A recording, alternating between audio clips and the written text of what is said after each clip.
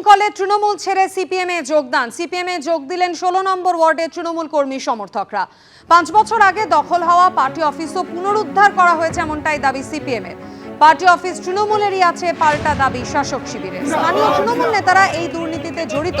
অভিযোগ সিপিএম এ যোগদানকারীদের। তৃণমূলের দুর্নীতির কারণেই সিপিএম এ যোগ, এমনটাই দাবি করেছেন তারা।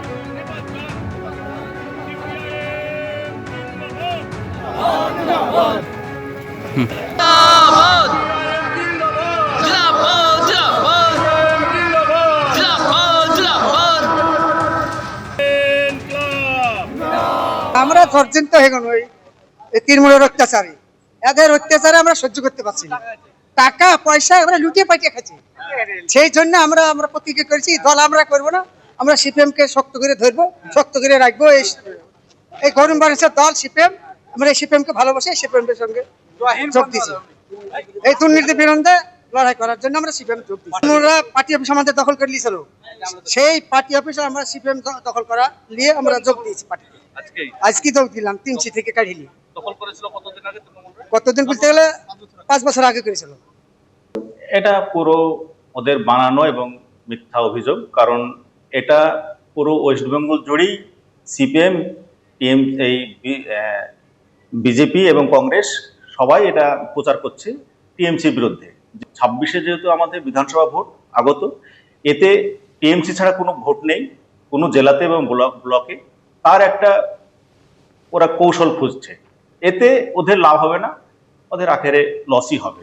আর 16 নম্বরটা হচ্ছে ডোমকল থানার একটা সিপিএম এর মানে মেরুদণ্ড বলা যায়, এবং মানে ওদের কি বলবো, ওদের সে আতুর ঘর ছিল, যেখানে 16 নম্বরে 19 জন নেতা ছিল সিপিএম এবং কংগ্রেসের। সেখান থেকে ব্লক নেতৃত্ব, অঞ্চল নেতৃত্ব, এমনকি জেলা নেতৃত্ব পর্যন্ত 16 নম্বরে তাদের বাস। এবং টিএমসি কে সেখানে সাফল্য দেওয়া এবং আগামী দিনে 16 নম্বরে ডোমকল 21টা ওয়ার্ডের মধ্যে একটা ভালো জায়গায় স্থান করবে, এটা আমার আশা। রাজীব চৌধুরী আমাদের প্রতিনিধি এই মুহূর্তে আমাদের সঙ্গে টেলিফোন লাইনে রয়েছেন। রাজীব, ডোমকলের এই ঘটনায় তৃণমূল কর্মী সমর্থক যারা দল ত্যাগ করলেন, কি অভিযোগ করছেন তারা, কি কারণে তাদের এই সিদ্ধান্ত? তৃণমূল কর্মী সমর্থক গতকাল থেকে যারা সিপিআইএম এ যোগদান করেছেন তারা সরাসরি অভিযোগ করেন যে বিভিন্ন দুর্নীতি, আবাসের দুর্নীতি থেকে শুরু করে এলাকার রাস্তাঘাট তৈরি নিয়ে দুর্নীতি এবং পৌরসভাকে কেন্দ্র করে যে দুর্নীতি হয়েছে সেই দুর্নীতি নিয়ে তারা কিন্তু সরব হচ্ছেন।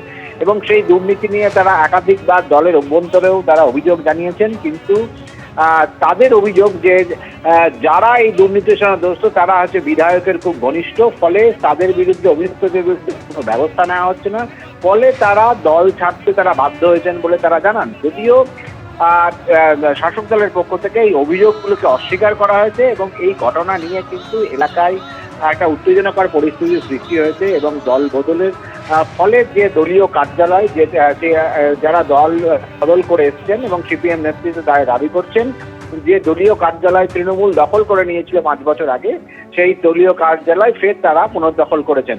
যদিও এলাকার যে বুথ সভাপতি রয়েছেন তৃণমূল কংগ্রেসের, তিনি এই অভিযোগ অস্বীকার করছেন। গোটা ঘটনা নিয়ে কিন্তু এলাকায় দমকলের রাজনৈতিক উত্তাপ কিন্তু বাড়তে শুরু করেছে এই দলবদলকে সামনে রেখে। ধন্যবাদ রাজীব।